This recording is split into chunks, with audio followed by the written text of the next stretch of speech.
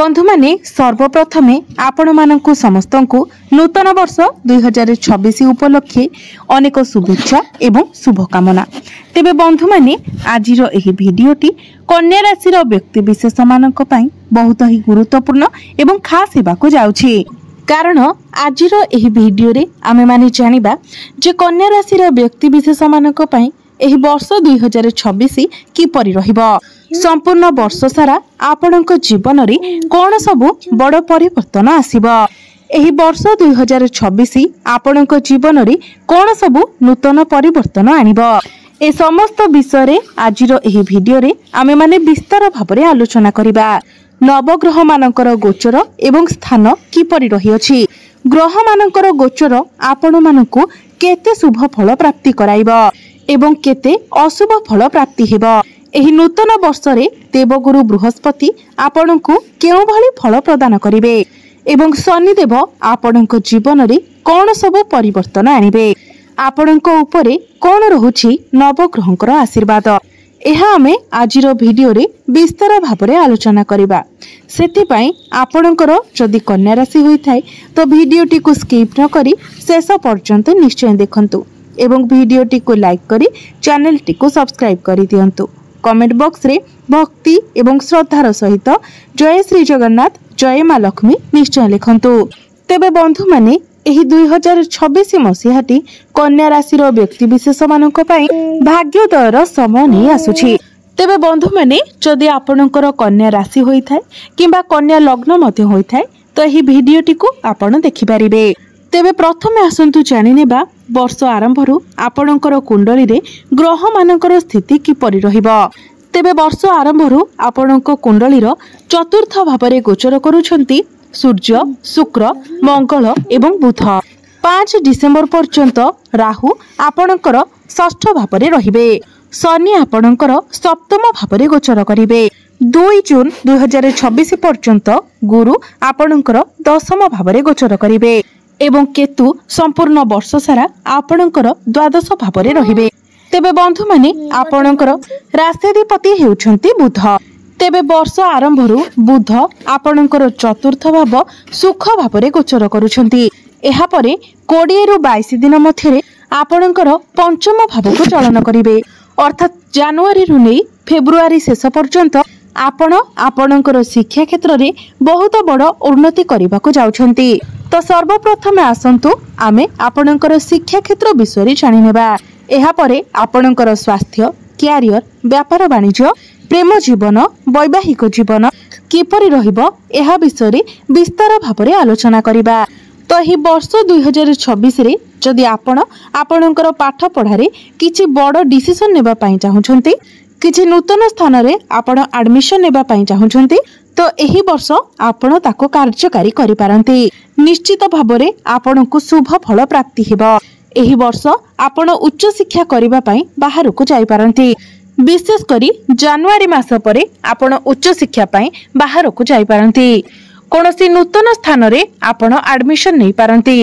आपणकर मन पसंदर कॉलेज रे आपणकर एडमिशन होई पारे। कारण वर्ष आरंभरु गुरु आपणकर पंचम भाबरे गोचर करिवे। पुणी जून मास परे गुरु आपणकर लाभ स्थान रे गोचर करिवे। तो जून मास परे मध्य आपणकर पाठ पढाले बहुत अधिक ग्रो करिवे। कारण गुरु हेउछंती ज्ञानर कारक ग्रह शिक्षार कारक ग्रह। जनवरी मास ठारु नै जून मास मध्यरे आपणकर क्यारियर रे बड़ सफलता प्राप्ति करिवे। दीर्घ 12 वर्ष परे गुरु आपणकर कर्म भाव को आसीछंती। सबुठारु बड़ कथा हेउछि जो व्यक्ति विशेष माने दीर्घ दिन धरी चाकरी अपेक्षा थिले बेरोजगार थिले मन पसंदर चाकरी सेमानकु मिली नथिला तो नूतन वर्ष 2026 जून मास मध्यरे निश्चित भाबरे सेमानकर योग्यता अनुसार सेमानकु चाकरी मिल जिवो। किंतु सेति पई आपणकु चेष्टा जारी रखिबार अछि। आपणकु समस्त इंटरव्यू रे सफलता प्राप्ति हेबो। कर्म क्षेत्र रे आपणकर दायित्व बढ़िबो। आपणक मध्यरे मैनेजमेंट स्किल बहुत भल रहिबो। आपणकु आपणकर ऊपर ऑफिसर ठारू सपोर्ट मिलिबो। आपणकु तांकर सहायता प्राप्ति हेबो। आपण आपणकर कर्म स्थान रे शांतिर अनुभव पाई परिबे। एही नूतन वर्ष रे आपणक पाखकु नुवा नुवा काम सब आसीबो। आपण आपणकर समस्त टार्गेट को अचीव करिनेबे। कार्य क्षेत्र रे आपण प्रशंसित हेबे, आपण सम्मानित हेबे। जो माने मार्केटिंग रो काम करूछंती, फाइनेंस रे अछंती, टीचरशिप करूछंती, व्यापार वाणिज्य करूछंती, ट्रैवल एंड टूर रो काम करूछंती, ए सब क्षेत्र रे आपण को बहुत अधिक सफलता प्राप्ति हेबा। जो माने टेक्निकल फील्ड रे अछंती, आईटी सेक्टर रे अछंती, किंबा आपण कोनोसी ऑनलाइन काम करूछंती, डिजिटल मार्केटिंग रो काम करूछंती, तो ए सब क्षेत्र रे आपण को बहुत अधिक शुभ फल प्राप्ति हेबा। गुरु आपणकर दशम भाव रे रही सप्तम दृष्टि रे आपणकर चतुर्थ भाव को देखुछंती। चतुर्थ भावटी होइथाय समस्त प्रकारर भौतिक सुखर भाव, मांकर भाव। तो जून मास पर्यंत आपणकु समस्त प्रकारर भौतिक सुखर प्राप्ति हेबा। जून मास मध्यरे आपण कोनोसी नूतन जानवाहन किनि पारंती, कोनोसी प्रॉपर्टी रे डील करि पारंती, किछि आपण कोनोसी नूतन गृह निर्माण करि पारंती, कोनोसी इलेक्ट्रॉनिक जिनिस आपण किनि पारंती। कारण शनि मध्य आपणकर सप्तम भाव रे रही आपणकर लग्न को देखुछंती। आपण किछि लोह जातीय जिनिस किनि घर को आनि पारंती। आपणकर मांकर स्वास्थ्य रे जदि पूर्वरु किछि समस्या लागि रहिथिला ताहा सब दूर हेबो। मांक सहित आपणकर संपर्क बहुत भल रहिबो। जून मास परे गुरु आपणकर एकादश भाव आपणकर लाभ स्थान को गोचर करिवे। एहा आपणक पई अत्यंत शुभ समय रहिबो। जून मास परे आपणकर भाग्योदयर समय आसीजिबो। गुरु आपणकर एकादश भाव रे रही आपणकर भाई भौणी को सहित आपणकर संपर्क को भल बनाइबे। एकादश भावटी होइथाय लाभर भाव, आयर भाव, इच्छा पूर्तिर भाव। एही नूतन वर्ष रे आपणकर समस्त इच्छा अभिलाष पूर्ण हेबो। आपणकर जो इच्छा पूर्ण होई पारु नथिला सेही इच्छा आपणकर पूर्ण हेबो। एही वर्ष आपण आपणकर आय रे वृद्धि देखिबा को पाइबे। आपणकर अजथा खर्च उपरे मध्य नियंत्रण आसीजिबो। एही नूतन वर्ष रे आपण टंका संचय करिबा आरंभ करिदेबे। आपणकर बैंक बैलेंस मध्य बढ़िबो। आपणकर डेली इनकम बढ़िबो। गुरुंकर सप्तम दृष्टि सीधा आपणकर पंचम भाव उपरे पड़िबो। आपणकर लक्ष्मी स्थान उपरे पड़िबो। पंचम भावटी होइथाय शिक्षार भाव, प्रेम जीवनर भाव एवं आपणकर संतानर भाव। तो जून मास परे निश्चित भावरे आपण आपणकर प्रेम जीवन रे सफलता लाभ करिवे। जदि आपणकर प्रेम जीवन रे कोनोसी प्रकारर समस्या लागि रहितिला, जदि आपणक मध्यरे ब्रेकअप हो जायतिला, कथाबार्ता बंद हो जायतिला, तो पुणी थरे आपणक मध्यरे पैचअप हेबो। आपणक मध्यरे सब किछि ठीक होई जिवो। जदि आपण सिंगल अछंती तो ही नूतन वर्ष रे आपणको पार्टनर मिलिबार बहुत अधिक संभावना रहुछि। एही वर्ष आपणकर भल पाइबा विवाहर रूप मध्य नै पारे। गुरुंकर नवम दृष्टि आपणकर सप्तम भाव उपरे रहुछि। शनि मध्य आपणकर सप्तम भाव रे अछंती। एही वर्ष आपणकर विवाह हेबार बहुत अधिक संभावना रहुछि। जदि आपण संतान सुखर कामना करूथिले तो आपणको संतान सुख प्राप्ति हेबो। एही नुआ वर्षटी आपणकर कनसिप पई बहुत भल समय रहिबो। एवं जदि आपणकर संतान अछंती तो संतानक तरफरु आपणको कोनोसी खुशी खबर मिली पारे। आपणकर संतानक पई आपण समाज रे प्रशंसित हेबे। जून रु डिसेंबर मास मध्यरे आपणकर संतान पक्ष पई समय बहुत भल रहिबो। जनवरी 14 रु नै फेब्रुआरी 15 पर्यंत सूर्य आपणकर पंचम भाव रे रहिबे। एही समय आपणकर प्रेम जीवन रे टिके तिक्तता देखा देई पारे। आपण आपणकर पार्टनर को मध्यरे टिके एग्रेशन देखि पारंती, क्रोध देखि पारंती, जिद्दीपण देखि पारंती।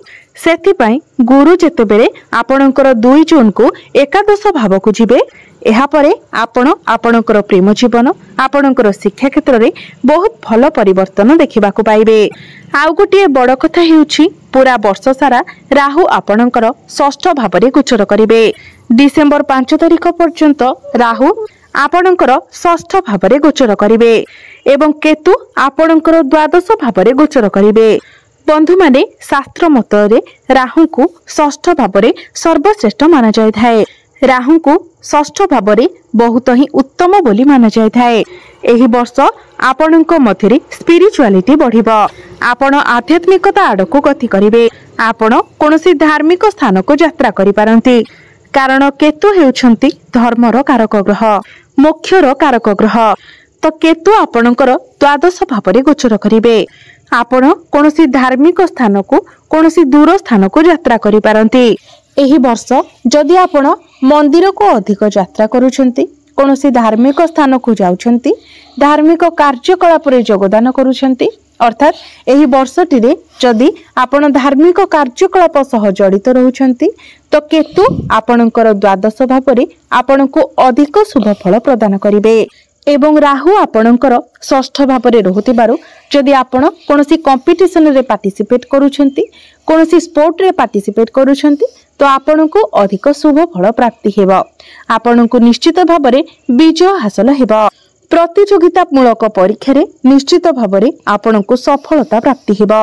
राहु जेतेबेले षष्ठ भाव में गोचर करिथांती तो हा क्रीडा पाई बहुत शुभ होइथाए। बंधु माने षष्ठ भावटी होइथाए रोग, ऋण एवं शत्रुर भाव। जदि पूर्वरु आपण ऋण करजरे फसी रहिछंती, आपणकर शत्रु संख्या बढ़ी जाइछंती, शत्रु माने आपणको हैरान करूछंती, आपणकर किछि क्षति करबाकू चेष्टा करूछंती तो एही 2026 मसिहारे आपणकर समस्त शत्रु मानकर दमन हेबो एवं समस्त ऋण करजरु आपणको मुक्ति मिलिबो। जो माने किछि ऋण करज नेबाकू चाहुथिले तो जून मास पर्यंत गुरुंकर दृष्टि आपणकर षष्ठ भाव उपरे रहुछि। तेणु एही जून मास मध्यरे बहुत सहजरे आपणको लोन मध्य मिलिजिबो। जदि आपण स्टडी लोन नेबा पई चाहुछंती, व्यापार वाणिज्य पई लोन नेबा पई चाहुछंती तो बहुत सहजरे आपणको लोन मध्य मिलिजिबो। समस्त स्वास्थ्यगत समस्या मध्य आपणको मुक्ति मिलिजिबो। एबे आसंतु जानिबा सबुठारु गुरुत्वपूर्ण कथा एही नूतन वर्ष 2026 रे आपणकर भाग्य, क्यारियर एवं व्यापार वाणिज्य किपरि रहिबो। कारण प्रत्येक क्षेत्र रे आमको भाग्यर साथ मिलिबा जरूरी होइथाए।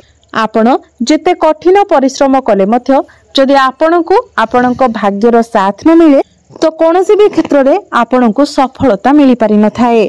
तो निश्चित भाव में कर्म सहित परिश्रम सहित आमको भाग्यर साथ मध्य दरकार पड़ी थाए। तो कुंडलीर नवम भावटी होइथाए भाग्यर भाव। आपणकर नवम भावर अधिपति हेउछंती शुक्र। वर्ष आरंभरु शुक्र आपणकर चतुर्थ भाव में रहिबे। पुणी फेब्रुआरी मासको शुक्र आपणकर पंचम भाव में लक्ष्मी स्थान रे गोचर करिवे। एही वर्ष आरंभरु आपणकर भाग्य बहुत ही भल रहुछि, किंतु शनिंकर दृष्टि भाग्य भाव उपरे रहुथिबारु भाग्य रे किछिटा विलंब होई पारे, किंतु सफलता आपणको निश्चित भाव में प्राप्ति हेबो। जून मासरे जेतेबेले गुरु आपणकर एकादश भाव को चलन करिवे, एहा परे आपणकर भाग्य बहुत ही अधिक भल रहिबो। समस्त क्षेत्र रे भाग्य आपणकर साथ देबो। आपण जेउ भी कार्य रे हाथ देबे सेथिरे आपणको निश्चित भाव में सफलता प्राप्ति हेबो।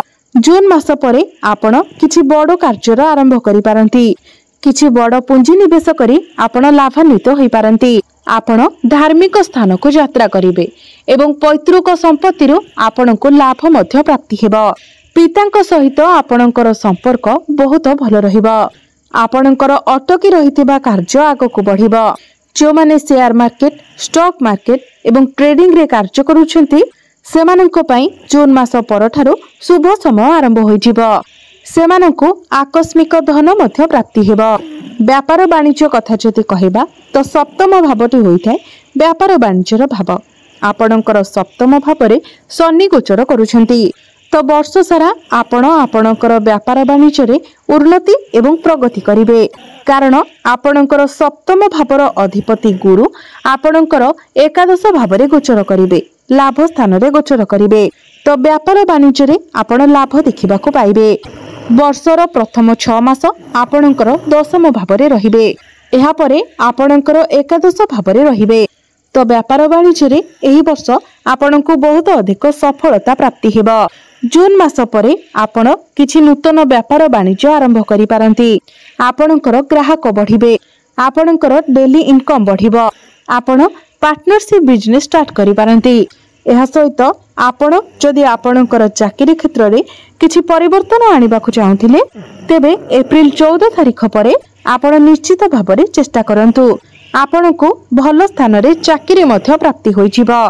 चाकरी क्षेत्र रे आपणकर प्रमोशन मध्य होइजिबो। मोटामोटी भाव में देखा गले यह वर्षटी आपण को आर्थिक दृष्टिकोण बहुत भल रहिबो। आपणकर आय बढ़िबो, बैंक बैलेंस बढ़िबो, आपणकर आर्थिक स्थिति मजबूत हेबो।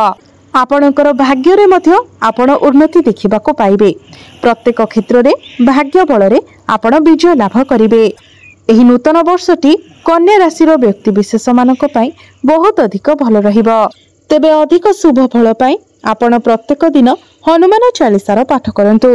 प्रत्येक बुधवार दिन गोमाता को सबुज चारा खाइबाकू दियंतु। प्रभु हनुमान को दुब घास अर्पण करंतु। प्रत्येक दिन आपण बुधंकर बीज मंत्र 108 थर जप करंतु एवं प्रत्येक दिन आपण उदित सूर्य को तंबा पात्र रे जलार्घ्य अर्पण करंतु। तेबे बंधु माने आपणकर जीवन मंगलमय हेउ।